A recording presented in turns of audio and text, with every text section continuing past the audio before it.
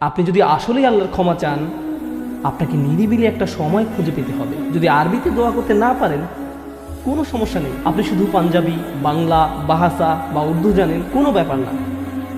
আপনি আপনার নিজস্ব ভাষাতেই আল্লাহর সাথে কথা বলবেন। আন্তরিকতার সাথে আপনার অপরাধগুলো স্বীকার করে কোনো অজুহাত দেখাবেন না। এরকম আপনি আল্লাহর সামনে দাঁড়াবেন, নিজের কাজের বৈধতা দেওয়ার কথা ভুলে যান। আল্লাহ জানেন আপনি কি অবস্থার মধ্যে দিয়ে যাচ্ছেন। তিনি জানেন এটা কঠিন সময় ছিল। তিনি জানেন অমুক অমুক বিষয় আপনাকে সম্পূর্ণ গ্রাস করে ফেলেছিল। অনেক সময় আমরা নিজেদের পাপ স্বীকার করতে বিব্রত বোধ করি। এক রাশ লজ্জা এসে আমাদের জড়িয়ে ধরে। কিন্তু যতক্ষণ না আপনি আল্লাহর নিকট অকপটে সকল পাপ স্বীকার করে নিচ্ছেন, আর এভাবে যখন নিজের উপর যে অন্যায়গুলো এতদিন ধরে করে এসছেন তা আপনি মুখ দিয়ে উচ্চারণ করতে শুরু করবেন, আমার বিশ্বাস করতে কষ্ট হয় যে সে সময় আপনার চোখ দিয়ে কোনো অশ্রু নির্গত হবে না। একজন মানুষের পক্ষে এটা অসম্ভব যে সে আল্লাহর সামনে এভাবে নিজেকে খোলাখুলি উপস্থাপন করবে আর তার চোখ দিয়ে কোনো অশ্রু বের হবে না, কারণ এটা দুর্বলতা প্রকাশের সময়।